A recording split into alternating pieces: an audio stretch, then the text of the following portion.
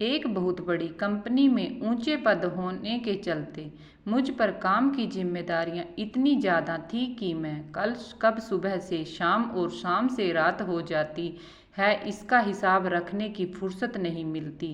एक बार मुझको अपने काम के सिलसिले में दिल्ली से मुंबई जाना था। उस दिन बहुत ज़्यादा बारिश हो रही थी। टिकट काउंटर बंद होने की वजह से उस दिन मेरे टिकट को 6 घंटे बाद वाली फ़्लाइट में ट्रांसफ़र कर दिया गया था। मेरा उसी दिन मुंबई पहुंचना बहुत ज़रूरी था।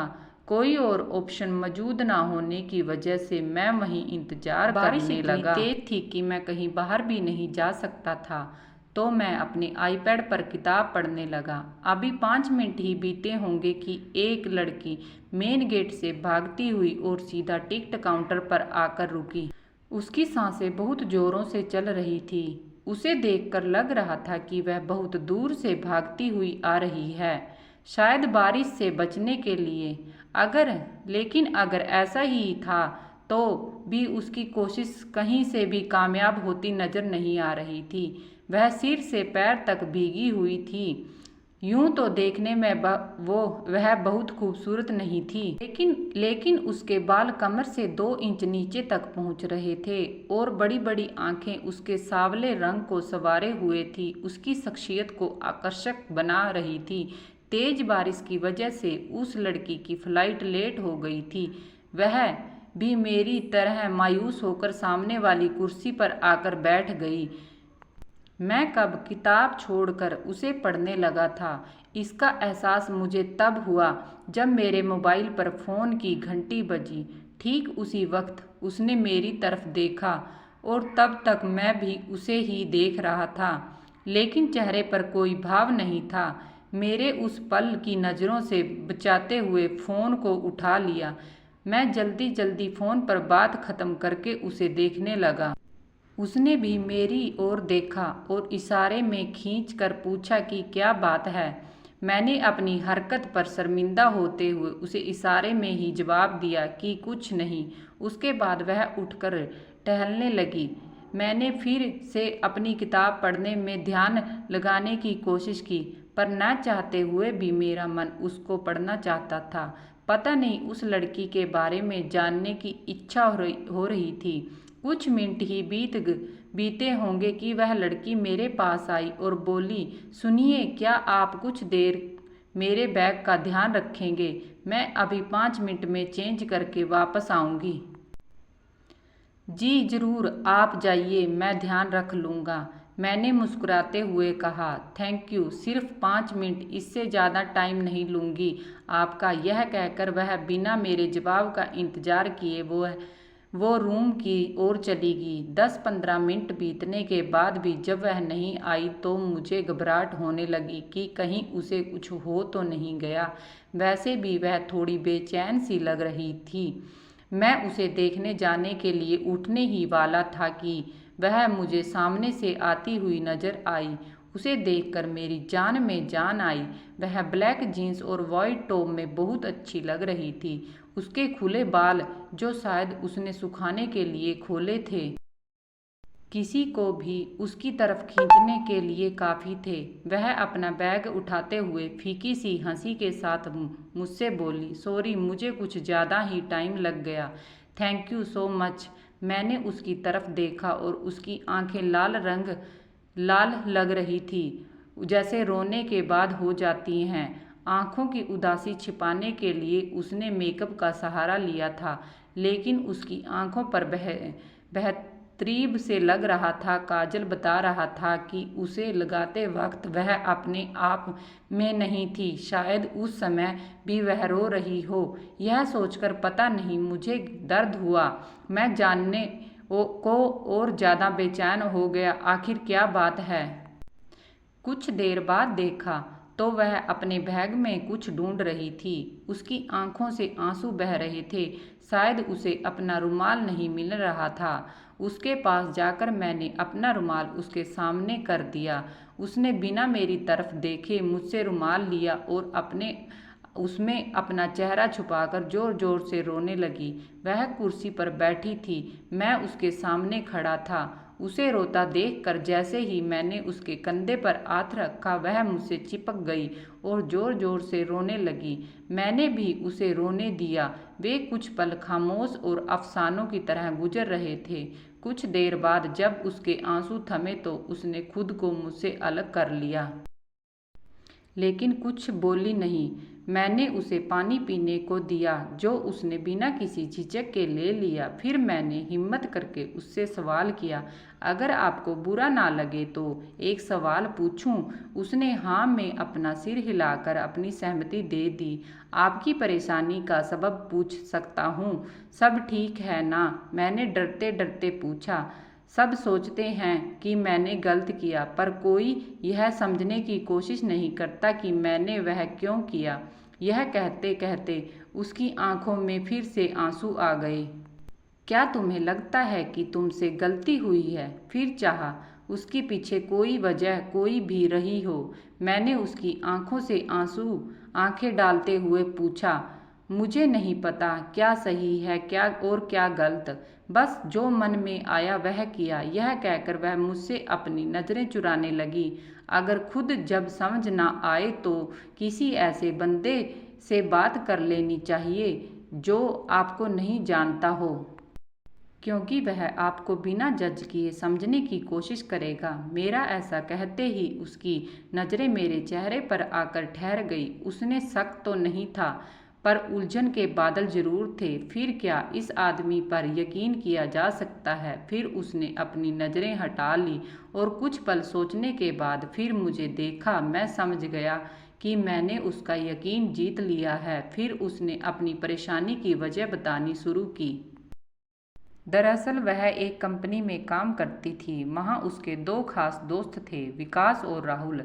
विकास से वह बहुत प्यार करती थी। तीनों एक साथ बहुत मज़े करते थे, साथ ही आउट स्टेशन ट्रिप पर भी जाते थे। वे दोनों इसका बहुत ख्याल रखते थे। एक दिन उसने विकास से अपने प्यार का इजहार किया। उसने यह कहकर मना कर दिया कि उसने कभी उसे दोस्त से ज़्यादा कुछ नहीं माना। विकास ने उसे यह भी बताया कि राहुल उससे बहुत प्यार करता है और उसे उसके बारे में एक बार सोच लेना चाहिए।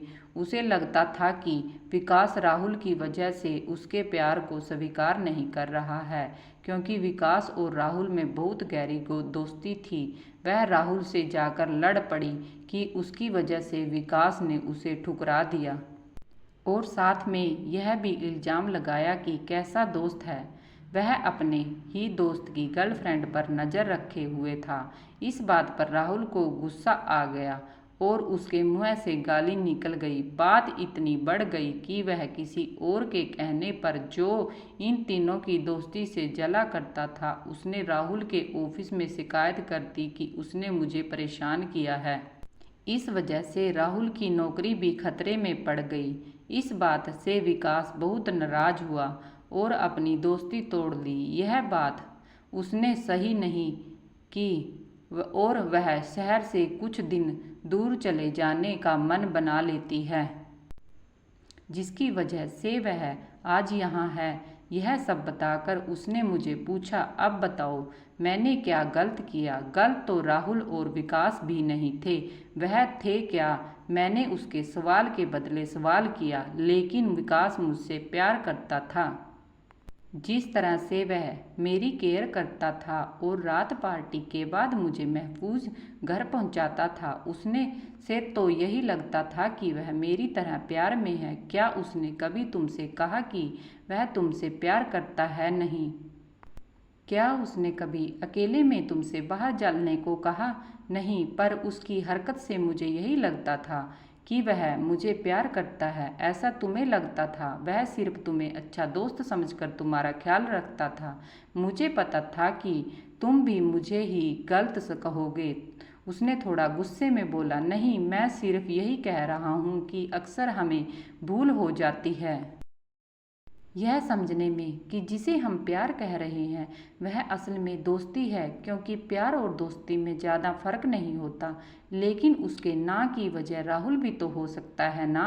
हो सकता है, लेकिन तुमने यह जानने की कोशिश कहाँ की? अच्छा ये बताओ कि राहुल की शिकायत क्यों की? उसने मुझे गाली दी थी। क्या सिर्फ यही वजह थी? तुमने सिर्फ एक गाली की वजह से अपने दोस्त का करियर दांव पर लगा दिया। मुझे नहीं पता कि बात इतनी बढ़ जाएगी। मैं सिर्फ उससे माफ़ी मंगवाना चाहती थी, बस इतनी सी बात। मैंने उसकी आंखों में झांक कर पूछा। नहीं, मैं राहुल को हट करके विकास से बदला लेने चाहती थी, क्योंकि उसकी वजह से विकास ने मुझे इनकार कर दिया था। क्या तुम सचमुच विकास से प्यार करती हो? मेरे इस सवाल में वह चिढ़ गई और गुस्से से खड़ी हो गई। यह कैसा सवाल है? हाँ, मैं उससे प्यार करती हूँ। तभी तो उसके यह कहने पर मैं उसके प्यार के तो क्या दोस्ती के भी लायक नहीं। यह सुनकर मुझे बहुत हर्ट हुआ और मैं क्या अपना शहर छोड़कर जा रही हूँ। पर जिस समय तुमने विकास पर अपना बदला लेने की सोची, प्यार तो तुम्हारा उसी वक्त खत्म हो गया था। प्यार में सिर्फ प्यार किया जाता है, बदले नहीं लिए जाते। और वह दोनों तो तुम्हारे सबसे अच्छे दोस्त थे। मेरी बात सुनकर वह रोती हुई फिर से कुर्सी पर बैठ गई। कुछ देर तक तो हम दोनों में से कोई नहीं बोला। कुछ देर बाद उसने ही चुप्पी तोड़ी और बोली, मुझसे क्या कमी है जो उसने मुझसे प्यार नहीं हुआ। और यह कहते कहते वह मेरे कंधे पर सिर रखकर रोने लगी। हर बार इनकार करने की वजह किसी कमी का होना नहीं होता। हमारे लाख चाहने पर भी हम खुद को किसी से प्यार करने के लिए मना नहीं कर सकते। अगर ऐसा होता तो विकास जरूर ऐसा करता। मैंने भी उसके कंधे पर हाथ रखते हुए कहा, सब मुझे बुरा समझते हैं। उसने बच्चों की तरह रोते हुए कहा, नहीं, तुम बुरी नहीं हो, बस टाइम थोड़ा ख़राब है। तुम अपनी शिकायत वापस क्यों नहीं ले लेती? इससे मेरी ऑफिस में बहुत बदनामी होगी। कोई भी मुझसे बात नहीं करेगा। हो सकता है कि ऐसा करने पर तुम अपनी दोस्ती को बचा लो। क्या पता विकास तुमसे सचमुच प्यार करता हो, वह तुम्हें माफ़ करके अपने प्यार का इजहार कर दे। मैंने उसका मूड ठीक करने के लिए हंसते हुए कहा। यह सुनकर वह हंस पड़ी और बातों ही बातों में वक्त कब गुजर गया पता ही नहीं चला। मेरी फ़्लाइट जाने में अभी 2 घंटे बाकी थे और उसकी फ़्लाइट में 1 घंटा। मैंने उससे कहा, बहुत भूख लगी है, मैं कुछ खाने को लाता हूँ, कहकर मैं वहाँ से चला गया। थोड़ी देर बाद मैं जब वापस आया तो वह वहाँ नहीं थी, लेकिन मेरी सीट पर मेरे बैग के नीचे एक लेटर था जो उसने लिखा हुआ था। आज तुमने मुझे दूसरी गलती करने से बचा लिया, नहीं तो मैं सब कुछ छोड़कर चली जाती। फिर कभी कुछ ठीक नहीं हो पाता। अब मुझे पता है कि मुझे क्या करना है।